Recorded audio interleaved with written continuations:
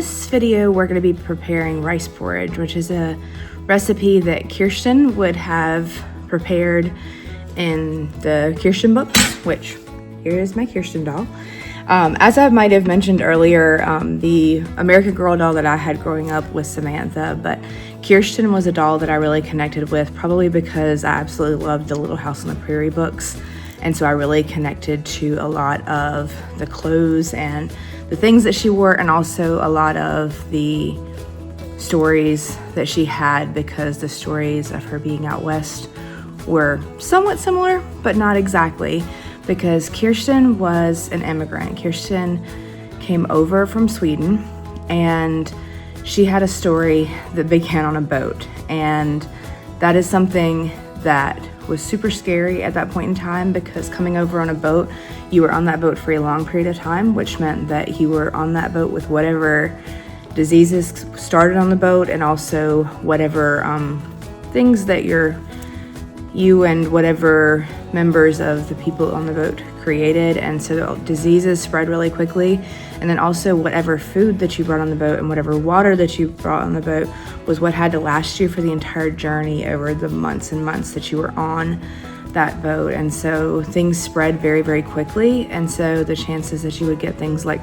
cholera were very, very high. And so in those cases, when you got to America, they were not looking to see if you were eligible to come over for many more reasons than, are you well? Are you going to spread diseases in the country? And so they had doctors that would go into the boats and make sure that you were okay to be here. That spreading diseases during that time period was super scary, because we didn't really know what spread diseases at that point in time. And what we know now is basically being around the things that our bodies create, any of those bodily fluids that we create. And so when we know better, we do better. And so things like washing hands and stuff, that helps out a lot. But during that time period, there was no running water on boats. There were no ways to wash your hands. There were not even bathrooms and things like that. And so that was something that was very modern invention that we appreciate a lot. But if you're looking at the news now and how quickly things spread on cruise ships, think about how much worse it was during that period of time.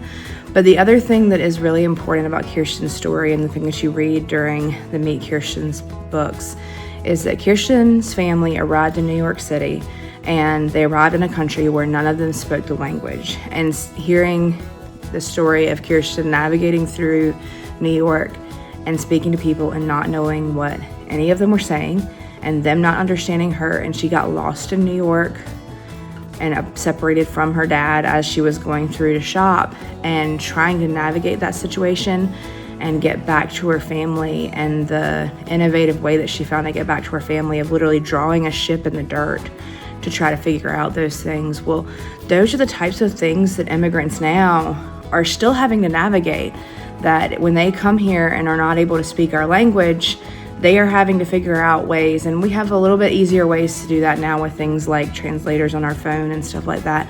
But it's not really that much different now in terms of how scary it is to navigate the world as an immigrant, not understanding. Imagine walking around an area and not understanding a single word that anybody said. And that's what it's like being an immigrant that doesn't speak the language. And I think that's part of the reason why a lot of us that read these American Girl books that are now growing up and are in our 30s and 40s now really have this idea going into being adults. We read those experiences and understand things a little bit better now, because we took the things that we read when we were younger, and it's like, okay, yeah, I get that. Like, I understand a little bit better why these experiences might be a little bit more difficult. And so when we read books when we're kids and we embody those experiences, it's a lot easier for us to apply those when we get to be adults. And I think that that's part of the reason why I love these books so much, is that the things that I read in these books when I was a kid about the historical figures are things that have taught me the way to be towards people as I grew up. Because reading a story about a little 9-year-old girl that was my age navigating through a city where she didn't understand anybody, I thought about, hey, how could I help somebody that was in that situation. And then in my 5th grade year of elementary school, that was when we started to see a lot of Hispanic students come into our high school, and we started to have a lot more students that came in that didn't speak the language. And I started to realize, hey, I want to try to help these students, and at the very least try to converse with them in some way.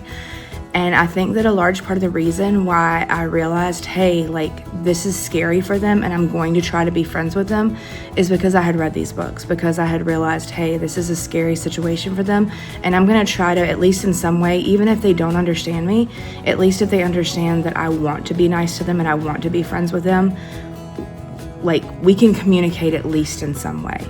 So the fact of the matter is, at the end of the day, we are all human. We all have families. We all have people we love. We all have very similar experiences, regardless of what languages we speak, regardless of what skin color we have. And there are core experiences to being human, regardless of any of those things. So I think that if we start to realize that is going to change the world and the ways that we interact with people. So let's get to cooking. If you are not putting a damp towel underneath your cutting boards to keep it from slipping, start now. This is one of the best tricks that I have ever learned. It will keep you safe every time. So start out with doing that, and then you are going to peel a medium apple, and this is going to add a good bit of flavor to this recipe. I have found that the easiest thing to do is just start at the very top and then just keep rotating the apple into the peeler. So rotate the apple and keep the peeler still. And my goal is always to try to keep the peel in one piece, but this time I failed on that one. It is okay if you don't get every single piece of the peel off, and I don't worry too much about getting the stuff right around the core off, because we're going to be taking the core out, and then just cut the pieces off the core in just kind of a little square. So I usually cut the 2 sides off and then just cut the pieces off of the other 2 sides. Then we're going to be cutting these into cubes, so just cut each piece into strips. You want them between 1/4 and 1/2 inch. It's not too precise. We're going to be putting this into the porridge itself to cook it down, and so it's going to be pretty much obliterated anyway, so it's not too much of a big deal what size you get it into. But then after you cut it into strips, you're going to turn it 90 degrees and cut that into a dice. And repeat that with all of your pieces of apple. I am using a Pink Lady apple for this, but Granny Smith would actually be pretty good, because that would add a little bit of tartness to this. But just continue dicing until you get all of your pieces cut up. One of the first things that Kirsten talked about when getting off of the boat was looking forward to fresh fruit, because they would not have really had that on the boat. So getting to apples was one of the first things that she wanted to get to. So this was an interesting trick that they mentioned in the cookbook, was taking a tablespoon of butter and greasing the bottom of the saucepan, and this actually worked to keep it from sticking. So I'm going to be using this in other recipes, but just take that and work it around the edges. And this has got a lot of milk in it, and it did not stick at all. So then we're going to add a cup of washed rice to the saucepan, and they did not say to wash the rice, but I have learned that you should always wash your rice. So you want to wash it until the water runs clear, and save your water for watering plants or something like that. Then you're going to add a cup of water and a cinnamon stick to the rinsed rice, which is a lot less water than you would normally use. We're going to be adding a lot of milk later on. So you're just adding a cup of water, a cup of rice, and add that in. And then before you put this on the stove, you're going to hit that subscribe button, because I'm going to be making more of these videos and you're not going to want to miss them. So you're going to bring the rice and the water and the cinnamon stick to a boil, and you'll actually see in the edges of the cinnamon stick some of those oils coming out of the cinnamon stick to flavor the rice, which is really cool. After it comes to a boil, you're going to lower that heat to low and put the lid on and leave it to simmer for 10 to 15 minutes. It's going to kind of depend on your stove, but you're just going to want it to absorb all of that water. If you already have rice cooked, you could just use that for this process. You would just use about 2 cups of rice.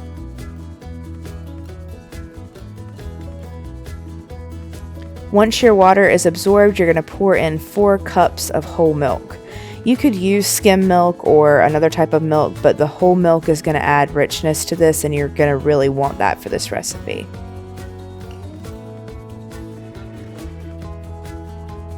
If you're making this on a more regular basis, you could use a skim milk, but whole milk is going to work a little bit better.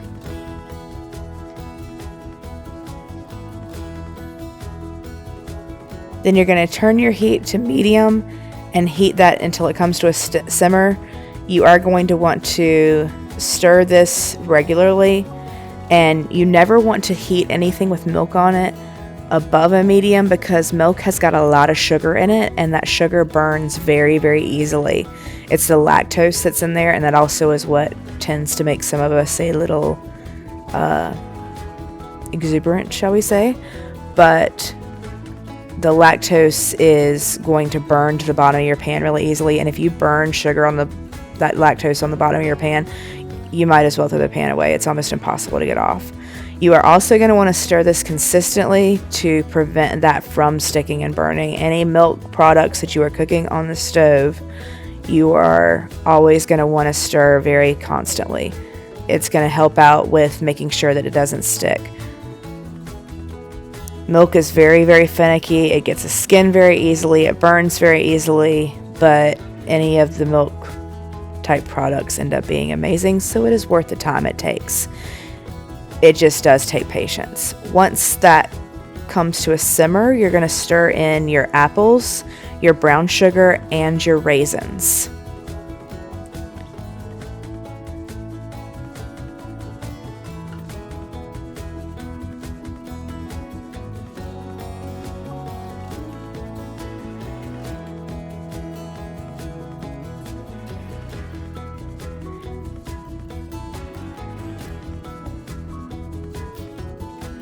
And at this point in time, you're going to turn it to a medium low, and we're simmering this for 45 minutes. And in the recipe, it says to stir it a couple of times during this process. What I ended up doing, because it's very easy when you have something on the stove, we all tend to multitask, to forget about it. So I set a timer for 10 minutes and checked on it every 10 minutes just to make sure that I didn't forget about it. So check on it every 10 minutes and make sure that you are stirring it during that length of time. You do want to keep it covered so that your liquid does not evaporate out. When you are stirring, make sure that you scrape down into those corners and that you get anything that's stuck to the bottom off of there. And it is going to get nice and thick by the end, and once it has fully thickened, you're going to pull it off of the heat. When it gets to the end, it is going to pop up and hit the lid a little bit. And you are going to serve this with, you can serve it, it recommends serving it with a little bit of heavy cream on top, but it's not real sweet, which ends up tasting really nice. I highly recommend that you try this recipe out. Let us know in the comments if you decide to try it. Let us know what your favorite doll is, and let us know what you'd like to see next. Thank you so much for joining us, and we will see you guys next week.